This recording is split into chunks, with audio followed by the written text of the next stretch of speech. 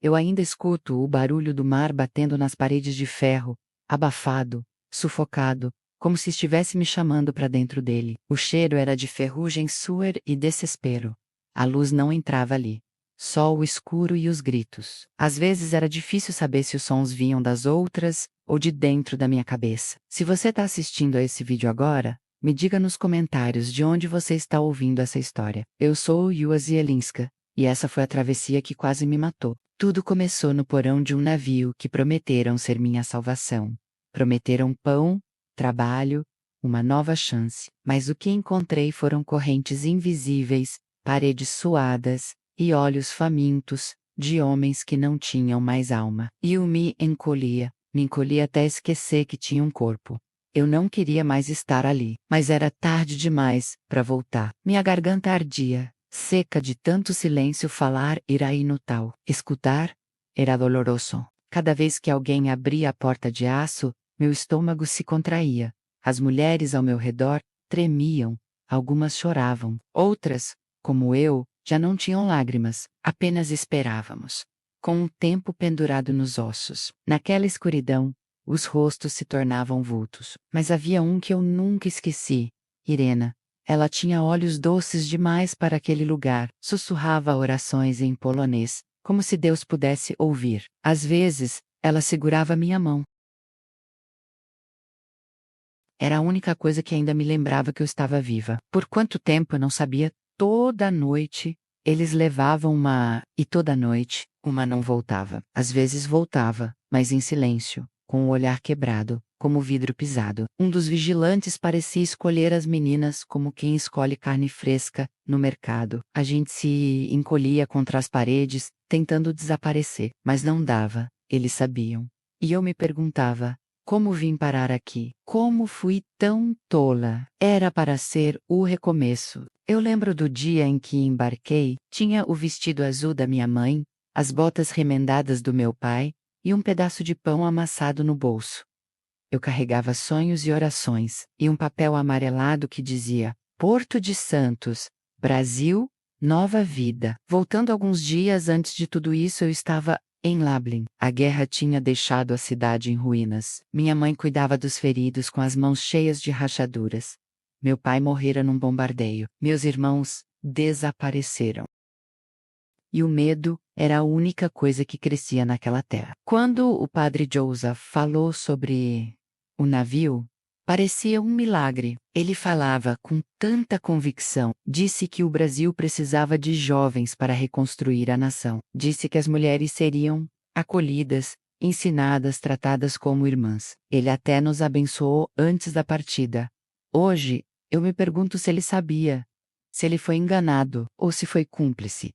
A fila no porto era longa. Quase todas mulheres, jovens, assustadas, algumas com crianças no colo. Um homem de terno escuro conferia papéis com olhos duros. Quando entrei no navio, um calafrio percorreu minha espinha. Era enorme por fora, mas por dentro parecia um cativeiro. Não havia camas, apenas pranchas de madeira e correntes soltas. As portas se fecharam com um estrondo metálico.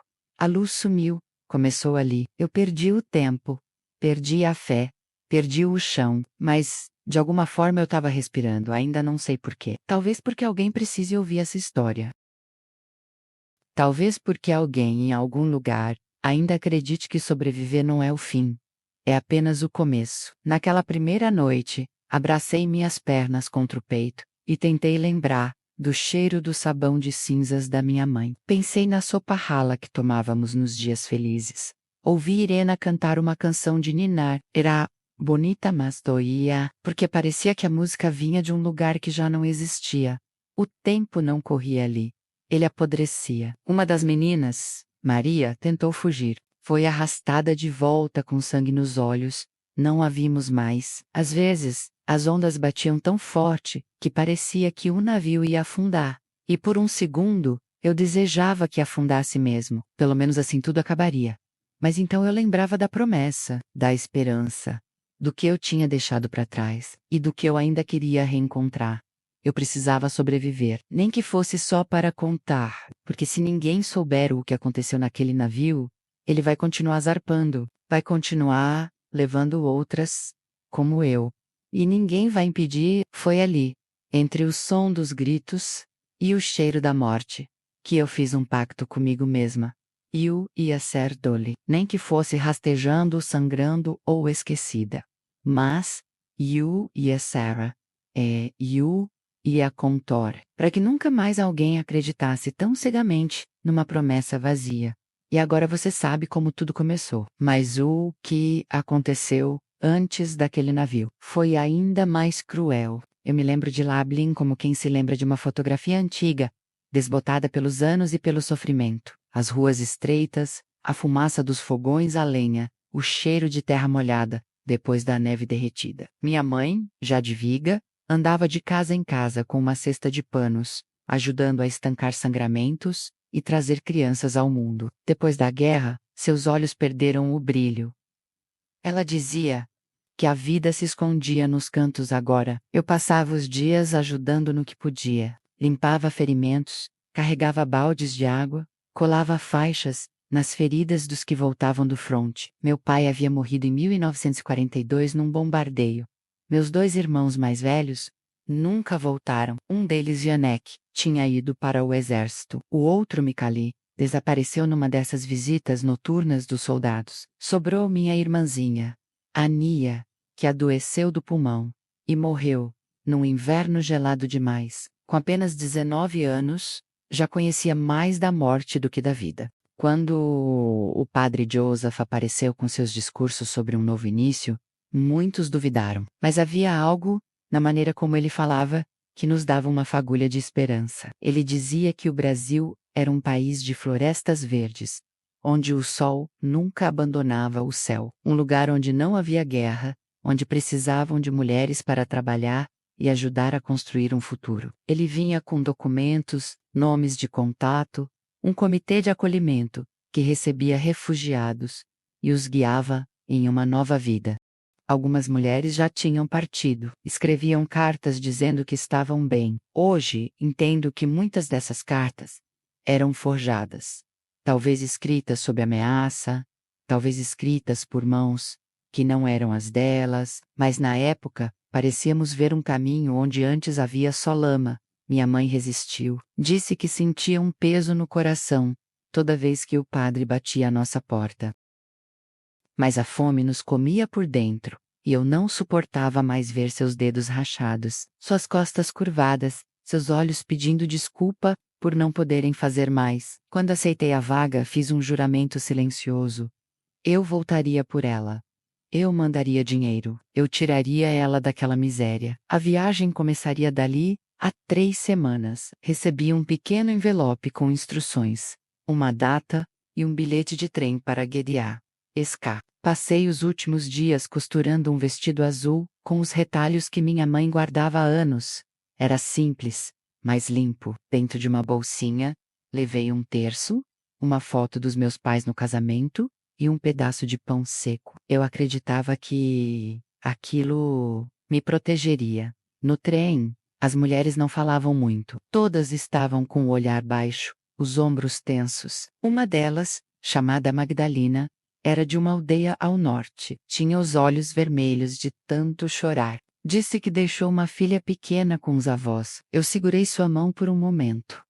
Era como segurar a minha própria dor. Ao chegarmos ao porto, fomos levadas por 2 homens que vestiam uniformes escuros, sem insígnias. Um deles parecia contar as cabeças. O outro distribuía um caldo ralo e um pedaço de pão. Tudo era feito em silêncio. Ninguém explicava nada. Um navio grande estava ancorado ali, preto como a noite, sem nome aparente. Quando o vi, algo em mim tremeu, mas não havia volta. Subimos por uma rampa estreita, um por um. Fomos colocadas em um compartimento interno, sem janelas. A porta se fechou com um estrondo. Comecei a entender que aquilo não era uma viagem comum. Não havia leitos, não havia recepção, não havia guia, apenas homens armados e ordens secas. Naquela primeira noite, todas ainda tinham voz. Algumas perguntavam quando chegaríamos, outras perguntavam sobre o destino. Mas os guardas nada respondiam. Mandavam calar. Disse a mim mesma que talvez fossem apenas homens ríspidos, que depois tudo se ajeitaria. É estranho como a esperança insiste em existir, mesmo quando já está morrendo. No terceiro dia, a esperança começou a mudar de forma. As mulheres estavam sumindo. Magdalena foi uma das primeiras.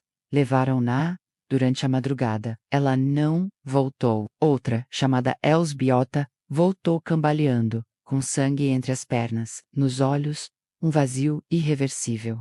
Foi nesse momento que todas passamos a entender, mesmo sem falar em voz alta, que éramos prisioneiras. Ninguém mais falava. Era como se o silêncio fosse nossa última forma de resistência. O olhar de Elsbiota era um lembrete de que não havia salvação ali. E mesmo assim, eu lutava contra meus próprios pensamentos. Tinha que me manter viva. Tinha que manter a promessa feita à minha mãe. Eu rezava em silêncio, sem mover os lábios, para que Deus ouvisse meu desespero. Não pedi milagre, só pedi tempo. Mais um dia, mais uma chance, mais uma respiração. E mesmo sem saber, eu estava me preparando para a parte mais cruel daquela travessia. O que aconteceu depois disso, você precisa ouvir. Não saia desse vídeo ainda. A parte mais chocante ainda estava por vir. E você não vai acreditar no que aconteceu naquelas noites no porão. E foi assim, sem perceber, que deixei de ser Juazielinska, filha de sapateiro, e comecei a desaparecer. Primeiro a voz epedói, ou não, depois a esperança. Mas mesmo ali, mesmo no escuro, uma parte de mim ainda sussurrava que eu precisava lutar. Eu só não sabia como. Aquele navio consumia tudo: o tempo, os nomes, as vozes, os sonhos, dentro daquele porão sem janelas. O que nos restava era respirar, o medo. Eu já não sabia quantos dias tinham passado desde que zarpamos. O silêncio era nosso idioma comum, e a escuridão, nossa companheira constante. O ar era espesso, cortado pelo odor de urina, suor e metal oxidado. As vigas gotejavam um líquido escuro, que caía sobre nossas cabeças, como condenação divina. Tentei decorar os sons para não enlouquecer. O ranger das ferragens, as passadas pesadas acima de nós, os soluços abafados ao meu lado. A ausência de cor parecia ter drenado também a esperança. As mulheres estavam se desfazendo aos poucos. Algumas perderam o controle do corpo. Urinavam sem perceber. Outras apenas tremiam, abraçadas em si mesmas. Era como se o tempo estivesse tentando matar o que a violência ainda não tinha destruído. Numa dessas noites, chamaram meu nome. Eu não queria levantar. Me agarrei ao chão como uma raiz podre que se recusa a ser arrancada. Um deles me puxou pelo braço. Lembro do cheiro dele, álcool barato e carne crua. E lembro dos olhos de Irena me seguindo enquanto eu era levada. Subi as escadas arrastada. O corredor era estreito, iluminado por uma lâmpada fraca, que tremeluzia, como se estivesse com medo. Fui jogada num compartimento com um colchão encardido no chão. Havia gritos abafados em algum lugar. E o barulho do mar parecia rir de mim. Não preciso dizer o que aconteceu. Você entende. Meu corpo ficou ali, mas minha alma fugiu. Olhei para o teto de madeira suja e pensei que não sairia viva dali. Senti vergonha, raiva, nojo, mas acima de tudo, um vazio gelado que me tomou por dentro. Quando acordei, estava de volta ao porão. Ninguém falou comigo, nem Irena. Era como se eu estivesse contaminada. Me arrastei para um canto e não falei mais. Não comi, não chorei. Apenas esperei que algo acabasse, que o tempo passasse ou que o navio afundasse. Irena se aproximou 2 dias depois. Tocou minha mão com cuidado. Disse que eu ainda estava ali, que ela podia me ver. Mas eu não podia me ver mais. Eu tinha morrido naquele quarto. O que ficou foi uma casca. Uma lembrança deformada de quem eu tinha sido. Na noite seguinte, levaram Irena. Ela não gritou, apenas olhou para mim com ternura. E nunca mais voltou. O dia seguinte amanheceu, com cheiro de sangue. Uma das meninas disse que viram o corpo dela sendo atirado ao mar. Meu coração virou pedra. Não chorei, não reagi. Apenas enterrei Irena dentro de mim, junto com os outros pedaços meus, que já estavam mortos. Aperte Dolly. Deixei de contar os dias. O porão virou minha eternidade. Comecei a esquecer palavras, esquecer minha língua, esquecer os rostos da minha família. Comecei a esquecer que existia um Brasil me esperando, ou qualquer lugar que fosse melhor do que aquele buraco flutuante. Uma das meninas, chamada Danuta, tentou cortar os pulsos com uma lâmina de lata. Não teve força suficiente. O corte foi superficial, mas o gesto nos deixou em choque. Até então, a morte era algo que vinha de fora. Pela primeira vez, ela havia sido chamada por nós mesmas. Os homens continuavam levando uma por noite. Começamos a nos esconder entre as caixas, mas eles sabiam onde procurar. Eles gostavam do jogo. Gostavam do medo. Nossos corpos eram deles. Mas nossa dor parecia o verdadeiro prêmio que buscavam. Uma noite, o navio parou. Ninguém soube o motivo. Os motores silenciaram. Ficamos em suspenso por horas. O silêncio foi ensurdecedor. Achamos que iriam nos matar, que nos jogariam ao mar. Mas então, ele voltou a se mover, e com ele voltou a rotina de horrores. Eu pensava em me jogar, pensava em correr até a murada e desaparecer no oceano. Mas sempre havia um guarda, sempre havia medo, e no fundo, havia também um fio de resistência. Não por mim, por Irena, por Danuta, por minha mãe, por todas que tinham acreditado. Foi quando vi, pela primeira vez, uma rachadura na parede. Pequena, por ela, entrava um fio de luz, uma prova de que o mundo ainda existia lá fora. Encostei o rosto e senti o calor do sol. Chorei pela primeira vez em dias. Era um choro seco, sem soluços, apenas água saindo do que restava de mim. Se você está me ouvindo agora, e ainda tem um lugar seguro para deitar, por favor, valorize isso. Nem todo mundo sobrevive ao que nós passamos, e nem toda cicatriz é visível. Algumas estão tão fundas que se escondem dentro da própria alma. Naquela manhã, o barulho dos motores cessou de forma repentina. O navio parecia flutuar estagnado sobre um mar sem fim. Por um instante pensamos que era o fim, mas algo estava diferente. Um burburinho entre os tripulantes crescia. Gritos, em outra língua ou ordens desencontradas. As portas do porão se abriram, com mais pressa que de costume. Fomos puxadas uma a uma para o convés. O sol nos cegou. Meus olhos doíam como se nunca tivessem visto luz. Algumas caíram de joelhos. Era a primeira vez que víamos o céu em semanas. E lá estava ele, o contorno de uma costa, de uma cidade. O cheiro era diferente. Tinha sal, mas também tinha vida. Era Obrecht. Enquanto tentavam organizar nossa descida, um grupo de homens se aproximou do navio, em pequenos barcos. Pareciam autoridades. Uniformes claros, chapéus. Um deles falava alto e apontava. Os tripulantes entraram em pânico. Começaram a gritar, a empurrar. Uma confusão tomou conta da embarcação. Uma mulher ao meu lado correu. Um guarda tentou segurá-la, mas foi empurrado. Aproveitei o caos. Me arrastei para trás de algumas caixas e corri em direção à escada lateral do navio. Meu coração batia tão forte que pensei que fosse desmaiar antes mesmo de chegar ao chão. Fui encontrada caída no cais por uma mulher que usava um avental branco com uma cruz vermelha bordada. Ela falava comigo com suavidade, mas eu não entendia suas palavras. Apenas me deixei guiar. Ela me deu água, um pano para cobrir o corpo, e sussurrou algo que me fez chorar. Segura, repetia ela.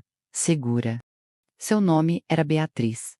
Ela era voluntária da Cruz Vermelha. Me levou para uma barraca improvisada, onde outras mulheres também estavam sendo atendidas. Algumas em choque, outras feridas. Os rostos eram os mesmos do porão. Mas agora, sob o sol do novo continente, havia uma centelha de sobrevivência. Fiz exames, fui fotografada. Um homem anotou meu nome, ou o que conseguiu entender. Me deram um cobertor, um prato de comida quente e um canto para dormir. Pela primeira vez em muito tempo, adormeci, sem medo de ser levada no meio da noite. O choro veio quando me vi sozinha, mais viva. Beatriz voltou no dia seguinte, trouxe um tradutor, explicou que eu estava sendo acolhida por uma comunidade de refugiados. Disse que havia um lugar onde mulheres como eu estavam tentando recomeçar. Aceitei sem pensar. Não queria mais saber de promessas. Queria apenas um canto onde minha dor pudesse existir em paz. Chegamos a Paranapiacaba, após horas de viagem de trem. Uma vila silenciosa coberta de neblina, como se o mundo ainda estivesse em luto. Mas ali, Entre casas de madeira e trilhos enferrujados, encontrei rostos que me lembravam do que é ser humana. Cada mulher ali trazia nos olhos a mesma sombra. Nos primeiros dias, mal falava. Aprendi a costurar com uma senhora chamada Dona Lourdes. Ela não perguntava nada, apenas sentava ao meu lado e me ensinava os pontos, com paciência. Aos poucos comecei a encontrar uma rotina. Lavava roupas, costurava, ajudava na cozinha, pequenos gestos que me davam de volta uma sensação de existência. Beatriz me visitava de tempos em tempos. Ela me trazia livros infantis em português, para que eu aprendesse o idioma. Eu lia devagar, em voz baixa, tropeçando nas palavras. Mas com cada página virada, sentia que reconstruía não apenas a linguagem, mas também a parte de mim, que havia sido roubada. O rosto de Irena me acompanhava. Nas noites silenciosas, eu ainda a via sorrindo, ainda sentia sua mão apertando a minha no escuro. Comecei a escrever cartas para ela, mesmo sabendo que não seriam enviadas. Era a minha forma de manter viva aquela que me ajudou a sobreviver quando eu já não queria. Uma noite, olhei para o espelho, e não me assustei. Meu rosto estava magro, os olhos marcados, mas havia vida ali. Pela primeira vez, me permiti acreditar que eu podia ficar, que eu podia recomeçar.